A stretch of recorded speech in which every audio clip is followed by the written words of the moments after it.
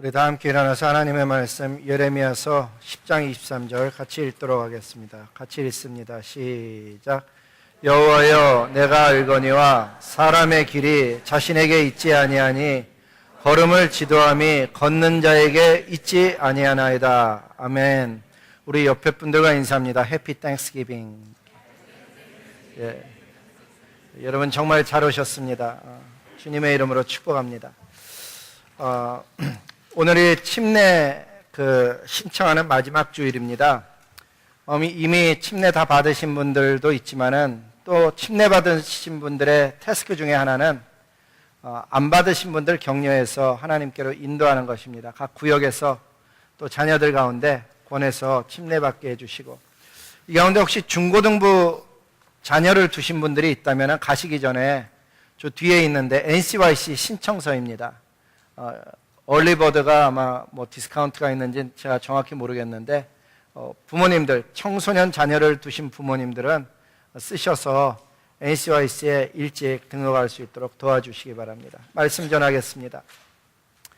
오늘이 추수감사 주일인데 성경에 나오는 추수감사절의 명칭은 아마도 수장절, 출애굽기 23장에 나오는 수장절이 될 것입니다.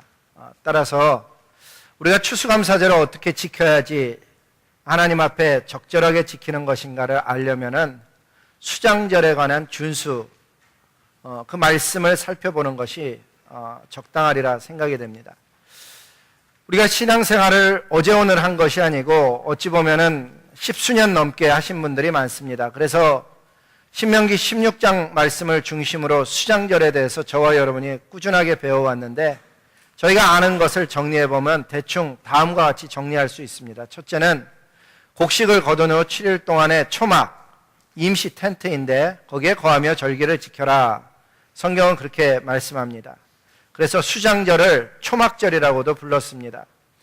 특히 한 곳에 정착해서 씨를 뿌리고 곡식을 거둘 수 없었던 출애굽 이후의 광야 시절에는 수장절이라는 단어보다는 초막절이라는 명칭으로 더 많이 불렸고, 실제로 의미도 추수보다는 하나님께서 애굽에서 우리를 꺼내어 해방시켜 주셨음을 감사하여 지키는 절기로 지켰습니다.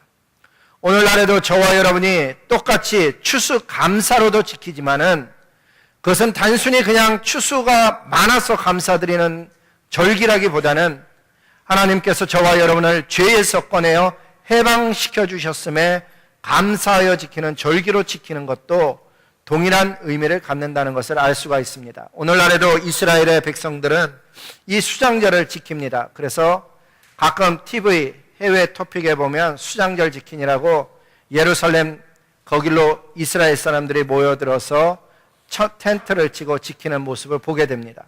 하지만 7일 동안 지키지는 않습니다. 그저 내 삶 가운데 축복해 주신 하나님께 감사드리는 절기로서 이스라엘은 아직까지도 그 절기를 지키고 있는 것을 보게 됩니다.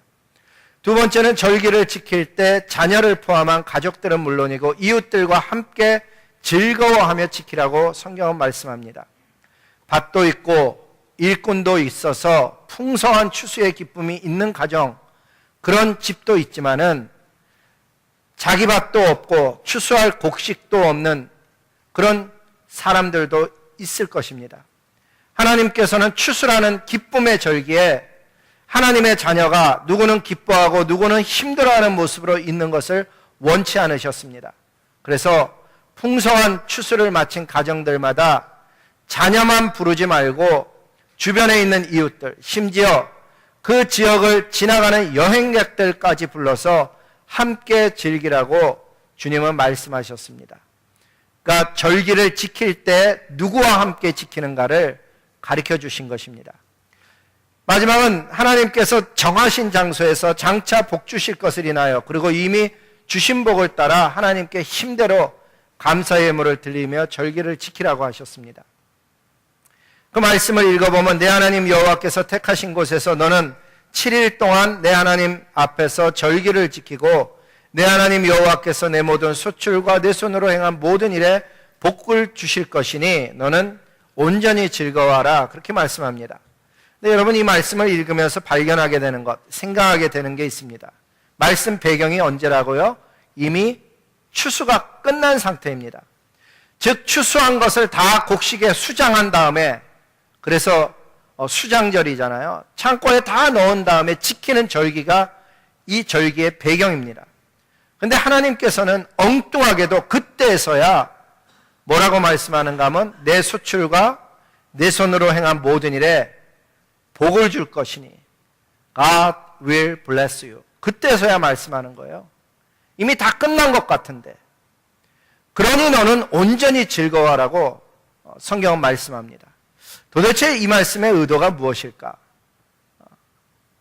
아마도 어떤 사람은 추수가 잘 되어져서 기쁨이 있지만은 없는 사람도 있을 터인데, 그 사람을 향해서 올해 너의 농사가 잘 안 되어지고 너의 기대만큼 못 미쳤다 할지라도 눈에 보이는 걸 거두고 못 거둔 걸로 낙심하지 말아라. 이미 너의 얻은 것을 통해서, 그리고 내 손으로 하는 모든 일을 통해서 복을 주어 많이 거둔 자도 기뻐하지만 거두지 못한 자도 결국은 풍성하게 누리게 될 것이니 그 일로 너무 낙심치 말아라.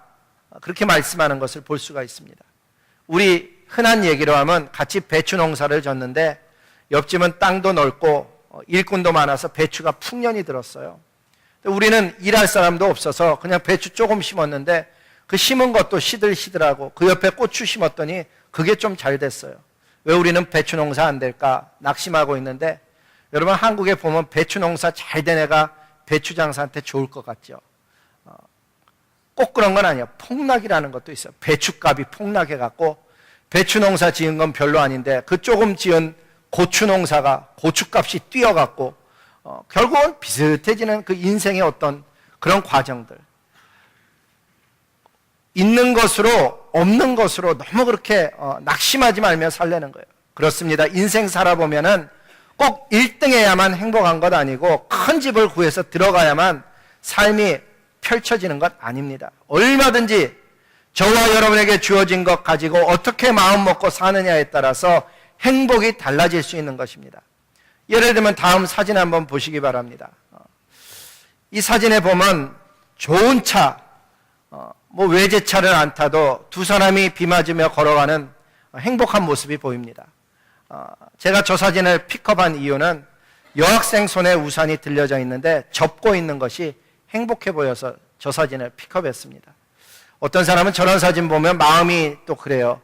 비도 오는데 각자 쓰고 가지 청승맞게 뭐 저렇게 하냐 뭐 이런 사람도 있죠. 근데 그냥 제가 행복해 보이는 거예요. 또 다른 행복도 있죠.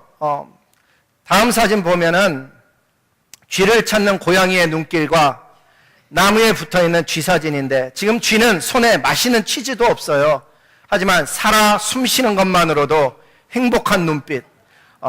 고양이는 얘가 분명히 이 근처에 왔는데 어디 갔을까 찾아 헤매이는데 쥐는 그 뒤에 딱 붙어갖고 있는 저런 행복도 있어요. 뭐가 있어야 행복은 아니에요. 살아 숨쉬는 것만도, 내가 건강하다는 것만도, 우리 자녀가 건강하게 자라주는 것만도 행복한 그런 행복도 있어요. 또 다른 행복도 있어요. 그 누군가가 있기만 해도 그것만으로 행복하다는 이런 일종의 행복도 있죠. 저런 사진 보면서 역시 어떤 사람은 그런 생각하죠. 재물이 없으면 저것도 아무것도 아닌데 직장이 있나 저 남자는? 그러면서 사람들은 생각하는 게 굉장히 자유롭죠. 그 다음 사진 좀 보여주세요. 제가 이 사진을 한 거는 주인집 귀한 아들을 베개 삼아 단잠 자는 저 개의 행복. 그러니까 주인집 아들을 이렇게 비계 삼아 자는 그런 행복도 있는 거예요. 더 행복한 사진은 없냐? 있어요. 다음 한번 보시기 바랍니다. 한입 가득한 햄버거를 물고 있는 개의 눈빛을 보세요. 이 세상 뭐 아무것도 부러운 게 없다는. 그렇습니다. 한 해를 뒤돌아보면 마음대로 안 된 것조차도 우리의 삶 속에 있지만 꼭 무엇이 되어야만, 있어야만 행복한 것은 아니라는 거예요. 아까 읽은 신명기서 말씀을 보면 다시 굵은 글씨로 쓰여진 말씀 보잖아요. 그 온전히 즐거워함이 조건이 뭔가 하면 내 손으로 행한 모든 일에 복을 주실 것으로 인해서 너는 온전히 즐거워해라. 이렇게 주님 앞에 온전히 즐거워할 수 있는 사람은 믿음으로만 가능하다는 거예요.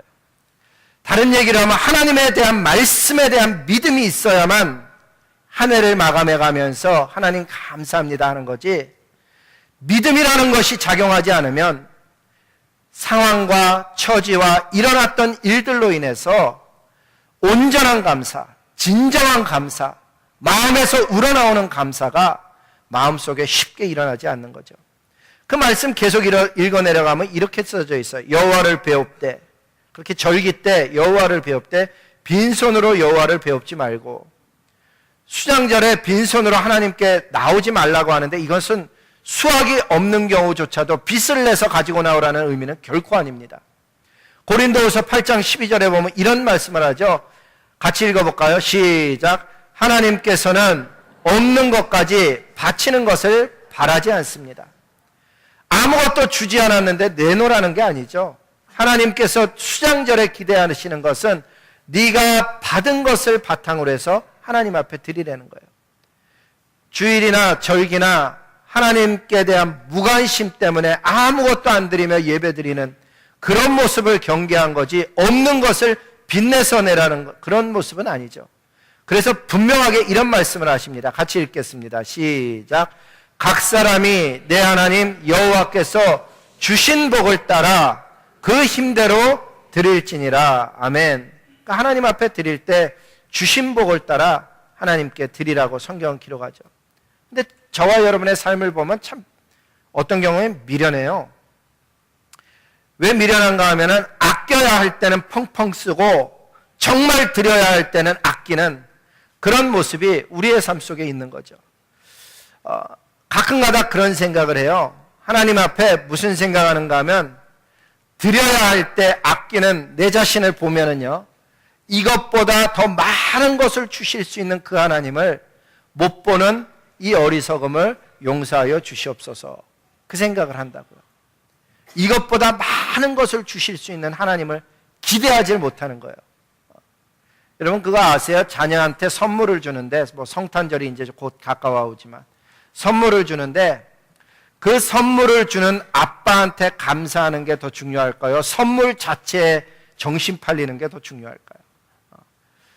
사실은 그 선물을 주신 아빠, 엄마가 중요한데 그 모습이 딱 우리 속에 있을 수 있다는 거예요. 주신 하나님, 얼마든지 더 하실 수 있는 하나님, 그분을 의지하지 못하고 그분을 신뢰하지 못하고 마치 우리는 내가 뭘 해야 되는 것처럼 살아가는 거예요. 그래서 우리는 하나님 앞에 의도적으로 관점과 태도를 바꿀 필요가 있죠. 이 추수감사절 주일을 맞이하면서 어떤 관점과 태도를 바꾸며 살아갈까? 세 가지를 그냥 묵상한 거예요. 첫째는 오늘 본문을 읽으면서 이런 말씀을 적어봤어요. 같이 한번 읽어볼까요? 시작. 내가 일하고 노력해서 먹고 사는 인생이 아니다. 고까지게요.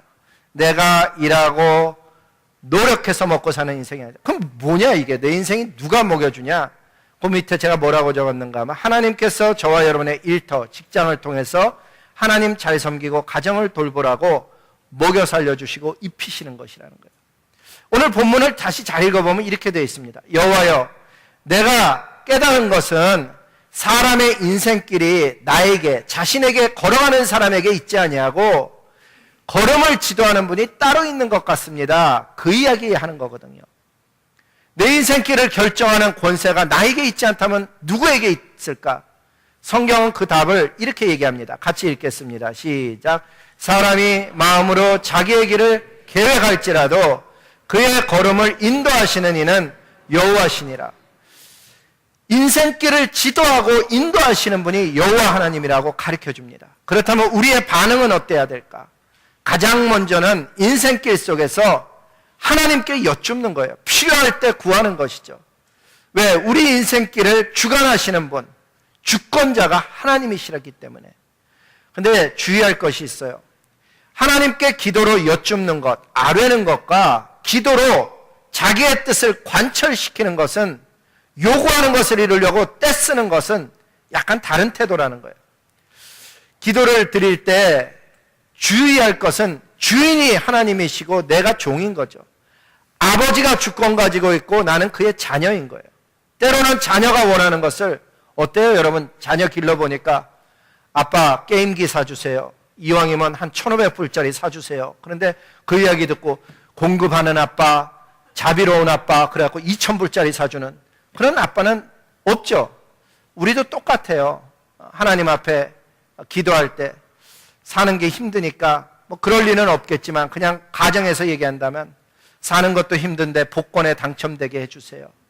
그렇게 기도를 해요. 그러다가 이제 복권 날짜가 가까우면 맨 처음에 10의 1만 드리겠다고 약속했다가 하나님 5대 5로 하겠습니다. 막 거기까지 나가는 거죠. 급해지니까. 그렇다고 주시는 하나님은 아니잖아요. 우리 인생길에서 하나님께 여쭙는 것이 당연한데 기도 드릴 때 주의할 것은 내 요구를 관철시키는 게 아닐 뿐만 아니라 기도를 드려도 문이 안 열릴 때, 그때가 중요한 포인트예요.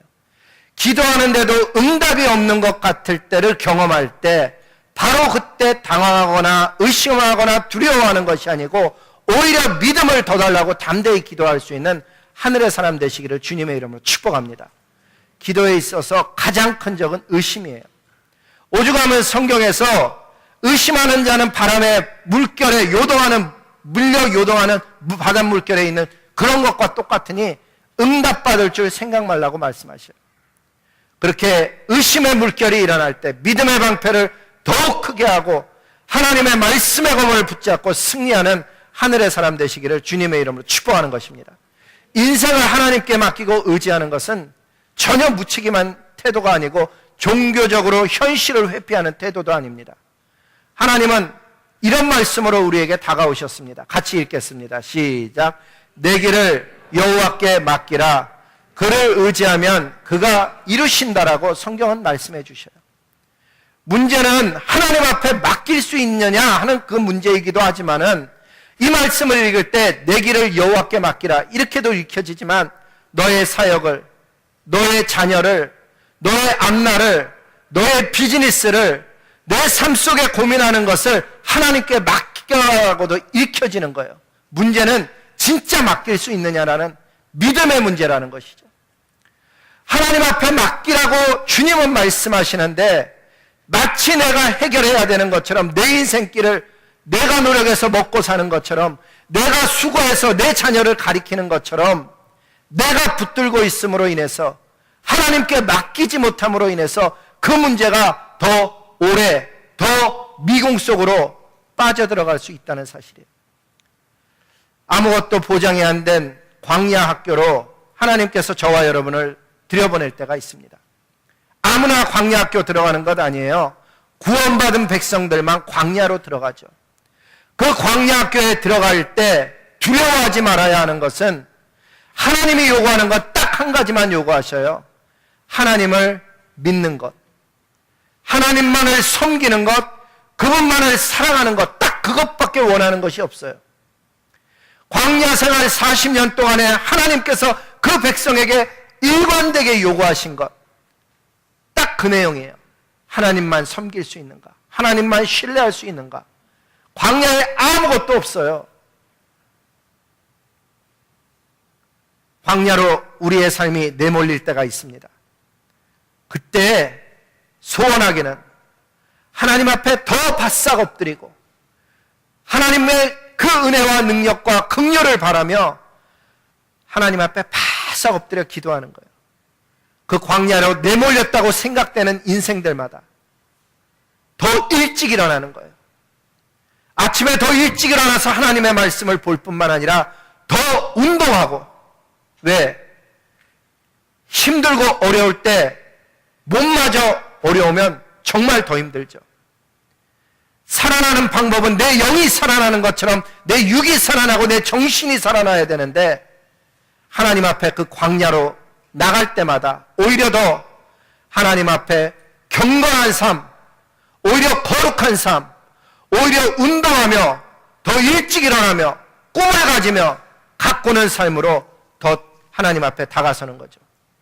그렇게 광야 학교를 들어서 걸어가기 시작하면 겸손이 어떤 것인지 이전에 볼 수 없었던 겸손을 보게 되고, 교만이 무엇인지를 내 안에서 발견하게 되는 것이죠. 그리고 그 광야의 과정을 통해서 하나님을 체험함으로 말미암아 그 광야 학교를 졸업할 때쯤 되면은 진짜 하늘의 사람, 하나님을 주인으로 삼은 진짜 백이 구원받은 하늘의 자녀가 태어나는 것이죠. 여러분, 이 추수감사절에 꼭 기억하시기 바랍니다. 우리가 일하고 스스로 노력해서 먹고 사는 인생이 아닙니다. 하나님께서 저와 여러분을 직장을 통해서 하나님 잘 섬기고 가정 잘 돌보고 앞날에 하나님께 헌신하며 살라고 하나님께서 먹여주시고 입혀주시고 건강 주시고 그 일에 기회를 주셨다는 것을 잘 깨닫기를 소원합니다. 우리 각 사람이 올 한 해를 돌아보면서 하나님께서 내 삶 속에 정말 복을 주셨다 깨달아지면 하나님 앞에 오려 바싹 엎드려서 감사해야 합니다. 그 풍성함을 가지고 감사할 줄 모르면 우리의 삶은 교만으로, 우리의 삶은 정욕으로 쫓아가게 되어져 있는 그런 죄의 품성이 아직 우리 안에 있기 때문에 많은 것을 얻을수록 더 낮아지는 겸손을 배우는 하늘의 사람 될 수 있기를 주님 앞에 소원하는 것입니다. 또 어떤 사람은 뒤돌아보니까 올 한 해가 정말 힘들었어요. 다시는 경험하고 싶지 않을 만큼 힘든 일, 추수는커녕 하루하루 숨쉬며 살기에도 힘에 겨웠던 그런 한 해였다면은 하나님께서 장차 복 주실 것을 인하여서 하나님께 소망을 두고 감사하며 나갈 수 있기를 주님의 이름으로 축복합니다. 그 믿음이, 하나님을 신뢰하는 그 믿음이, 말씀을 의지하는 그 믿음이 결국은 우리의 영을 살리고 우리의 삶을 새롭게 할 줄로 믿기 때문입니다. 하나님은 근본적으로 인자하신 하나님이시고 선하신 아버지이십니다. 우리의 삶 전체를 책임지시는 분이시지 어느 한때만 돌보시는 분이 아니십니다. 그분은 오늘도 자신의 자녀들에게 이사야에게 보냈던 까마귀를 통해서 공급하고 계시고 지금도 하늘 문을 여시고 만나와 메추라기를 주듯이 우리의 삶 속에 풍성함을 주실 뿐만 아니라 사랑하는 백성임에도 불구하고 바벨론에 자기 자녀를 팔았던 그 하나님의 자비하심과 그 세심하심이 우리의 삶 속에 있다는 것입니다. 이 추수감사주일에 그래서 그 하나님 앞에 나아가면서 하나님은 자비하시고 인자하시고 선하시고 위대하시다고 우리 모두 마음에서 우러나오는 찬양을 드릴 수 있기를 주님의 이름으로 축복하는 것입니다. 두 번째는 내가 주인 되어서 내 삶에 그려놓은 그 길로 가거나 우연히 끌려가는, 그냥 아무 생각 없이 끌려가는 인생 살지 말자는 거죠. 하나님께서 나에게 원하시는 생명길로 가며 아름다운 삶을 살아내는 것에 대해서 묵상했습니다. 오늘 말씀 본문을 읽어보면 여호와여 내가 알거니와 사람의 길이, 인생길이 나에게 있지 아니합니다. 이 인생길을 지도하는 분은 하나님이시라는 걸 깨달은 거죠. 이 말씀을 자꾸 묵상해 보면은 인생에 길이 있다는 것을 생각하게 됩니다. 인생은 걸어가야 될 길이 있다는 거예요. 바둑으로 얘기하면 생로가 있고 사로가 있다는 거죠. 여러분, 동네에서 바둑 두는 어른들 보셨나 모르겠어요. 아직 바둑판 끝난 것도 아니에요. 아직 마가 죽은 것도 아니에요. 그런데 그 어른이 이렇게 보고서는 에헤, 죽었네, 이렇게 얘기하거든요. 여러분, 혹시 산에서 길을 잘못 들어본 적 있습니까? 군대에서 한 분대씩 이렇게 독도법을, 야간 독도법을 할 때가 있어요. 그래서 분대장을 중심으로 이제 어느 지점까지 찾아가는 거예요. 아무것도 없고 딱 지도에다가 나침판 가지고 조종해서 찾아가는데 길을 산에서 잘못 들잖아요. 그것도 밤에 잘못 들잖아요. 그 고생은 이루 말할 수가 없습니다. 길을 잘못 들면 힘듭니다. 인생도 마찬가지입니다. 그 길이 사는 길이 있고 죽는 길이 있습니다. 바른 길 가지 않으면 얼마나 힘든지 모릅니다. 예수님이 이런 말씀을 합니다. 같이 한번 읽어볼까요? 시작. 예수께서 이르시되 내가 곧 길이요 진리요 생명이니 나로 말미암지 않고는 아버지께로 올 자가 없느니라. 일단 길 중에 가장 기본적으로 잘 들어야 되는 길은요, 예수님 만나야 되는 거예요. 이 예수님을 만나서 하나님께 이르는 길에 들어서지 않으면 생명길로 들어가질 못하는 것이죠. 그런데 이 말씀을 잘 보면 영어 성경에 뭐라 그러는가 하면 정관사 더가 붙어 있어요. 내가 곧 길이요 I am the way 그렇게 되어져 있죠. 의미는 다른 방법, 다른 길이 없는 유일한 방법, 유일한 길이라는 거예요. 세상 사람들은 구원에 다다르는 게, 신에게 다가가는 게 여러 갈래 길이라고 생각을 합니다. 저도 그런 얘기 들었거든요. 그러면서 오히려 유일한 길이라고 예수님만을 주장하면은 잘 몰라서, 제가 아직 몰라서 그렇다라고 얘기합니다. 이런 이야기 들어보셨죠? 남산에 올라가는 길이 오직 하나냐? 그렇게 물어보는 사람들이 있습니다. 그런데 성경은 하나님께 나아가는 유일한 통로는 예수님 한 분이라고 말씀합니다. 그 어떤 다른 종교, 그 어떤 다른 만행, 그 어떤 다른 사상으로도 하나님 아버지께 나아갈 길이 없다고 단언을 합니다. 이 세상의 수많은 지식인들은 마치 자기 인생길이 자기 뜻하는 대로 갈 수 있는 듯이 가르쳐 왔습니다. 그래서 자기의 뜻을 이루는 것에 대해서 수많은 책들이 쏟아져 나왔습니다. 다음 책의 한번 제목을 보시겠어요? 뻔뻔해야 성공한다. Dream big. 뭐를 얘기할 것 같아요? 크게 꿈꾸라는 거죠. 그럴수록 이룬다는 거예요. 천지 신공이 아니고 성공입니다. 천지 신공 이런 건 무협지에서 나오는 얘기고 성공이에요. 하늘과 땅에 있는 성공을 어떻게 취할 것이냐. 젊었을 때서부터 성공을 추구하는 청춘 성공백서. 생각하라. 그러면 부자가 되리라. 어떤 사람은 생각 많이 해서 신경 과민에 걸리는 사람도 있는데 부자가 된다는 거예요. 뿐만 아니라 너에게 성공을 보낸다. 뭐 이런 성공에 관한 책들이 많죠. 다 결국은 자기 꿈을 이루는 얘기예요. 이런 책들을 읽어보면 타당성이 있어 보이고 실제로 어떤 경우에는 효과가 있습니다. 그러나 이루어졌다 할지라도 그 성공의 중심에 하나님이 계시지 않다면 그것이 헛된 인생이고 무의미한 것이라고 하나님은 말씀하시고 계시는 것입니다. 솔로몬 왕이 우리에게 가르쳐준 내용이 그것입니다. 해 아래서 행하는 모든 일이 헛되고 헛되니 모든 것이 헛되다라고 전도서를 통해서 말씀해 주신 거예요. 솔로몬 왕이 보았던 그 헛됨은 무엇 때문일까? 죽음 앞에 서 보니까 내가 그동안 이루어왔던 모든 것들이 의미를 갖지 않는다는 것이죠. 이 추수감사절에 꼭 기억해야 되는 것은 나에게 생명 주신 주인의 뜻을 쫓아 살아가야 한다는 사실입니다. 한 해 동안 아무리 많은 것을 이루었다 할지라도 주인의 뜻과 상관없이 살아온 것이라면 하나님 앞에 엎드려 회개해야 되고, 내가 매일매일 습관에 의해서 아무 생각 없이 인생을 지금 끌려서 살아가고 있다면 그것 역시 하나님 앞에 돌이켜 회개해야 되는 내용이라 하는 것입니다. 우리가 걸어온 인생길 가운데 만난 가장 큰 기적은 아무것도 아닌 인생에게 찾아오신 예수 그리스도이십니다. 구원의 사건만큼 큰 기적 우리의 삶 속에 없습니다. 나중에 뒤돌아 깨달아 보니 우리를 예수님께로 인도해 주신 것은 그 누구 사람이 아니고 성령 하나님께서 누군가를 통해서 어떤 상황을 통해서 우리를 하나님께로 한 걸음 한 걸음 다가오게 하신 것임을 알 수가 있습니다. 오늘 말씀을 잘 읽어보면 내가 깨달은 것은 내 인생길이 나에게 있지 아니하고 지도하는 분에게 있었다는 사실을 고백하는 내용입니다. 그 하나님께서 저와 여러분에게 원하시는 삶은 구원에 걸맞는 아름다운 삶, 나누며 베푸는 삶을 하나님은 원하십니다. 나눌 것 있는 삶을 살기 위해서 부지런하게 살고 남에게 베풀 것 있는 삶을 살기 위해서 아끼며 살아가는, 전략하며 살아가는 그 삶이 아름답다라고 주님은 가르쳐 주신 것입니다. 재물이 많은 사람이라서 나누는 것, 그런 것을 이야기하는 것이 아닙니다.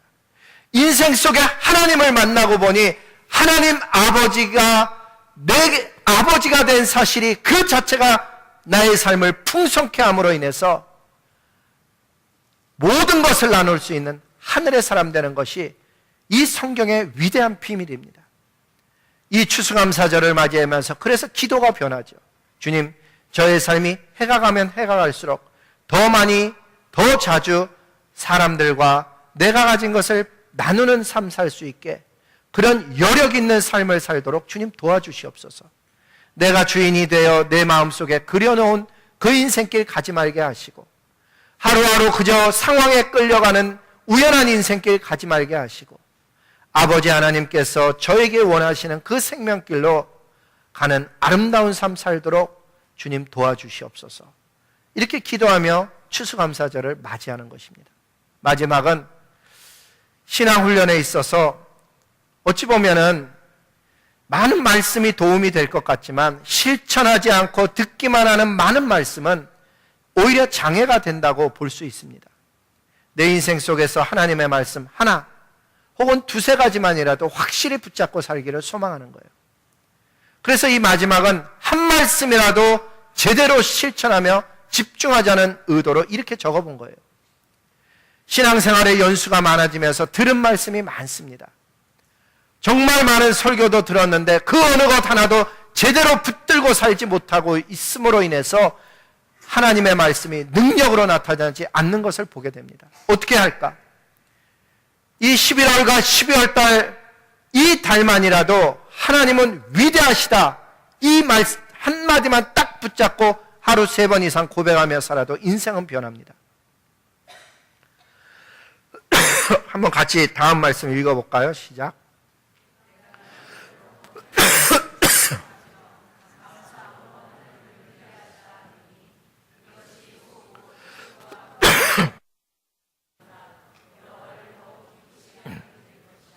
아멘. 오늘이 우리 추수감사절인데 여기 말씀을 그대로 적용하면 소, 곧 뿔과 굽이 있는 황소를 드림보다 더 기쁘시게 할 것이다. 뭐가요? 찬양이, 감사함이. 어떤 내용이요? 감사함으로 하나님은 위대하시다. 하나님 위대하시다. 진짜 마음에서 우러나와서 그러면 황소를 드림보다 더 기쁘시게 한대요. 오늘 우리 가운데 추수감사절이라고 혹시 황소 살만한 금액을 주님께 드린 분 혹시 있나요? 그것보다 더 큰 금액이 하나님께 드리는 감사함으로 하나님이 위대하시다는 내용이래요. 저와 여러분이 삶을 잘 생각해 보세요. 우리가 하루 삶 중에 하나님 정말 위대하시다, 왕이시다, 주권자시다 고백하는 것이 내 하루의 삶 속에 얼마나 있나. 의외로 그런 생각은 가지고 있지만 고백은 못하면서 사는 경우가 참 많습니다. 이 11월과 12월에 집중적으로 저와 여러분이 한 말씀이라도 붙들고 실천하는 것을 훈련할 때 어떤 상황이든지 내가 만난 모든 상황 속에서 하나님은 위대하시다, 감사하며 고백하는 그 훈련 하나만으로도 우리의 삶이 변화되는 것을 경험하게 될 것입니다. 좋은 일 앞에서 하나님은 위대하시다 찬양하는 것은 어찌 보면 가능합니다. 근데 어려울 때에도 하나님은 위대하시다 고백하는 것은 오직 믿음으로만 가능한 일입니다. 정말 우리의 삶 속에 위대하신 하나님, 자비하신 하나님, 불쌍히 여기시는 하나님, 왕이신 하나님, 영원한 승리자가 되시는 그 하나님을 마음에서 우러나와서 고백하며 찬양하며 이 11월과 12월을 살아간다면 우리의 추수감사절과 성탄절은 또 다른 모습으로 우리에게 다가오게 될 것입니다. 그런 삶을 살면 많은 수확 앞에서 교만해지지 않습니다. 왜? 그 풍성함을 주신 분이 하나님이심을 반드시 발견하게 되기 때문입니다.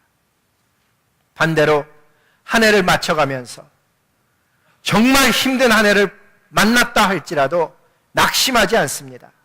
왜? 하나님은 왕이시고 아바 아버지이시고 주권자일 뿐만 아니라 영원한 승리자가 되시기 때문입니다.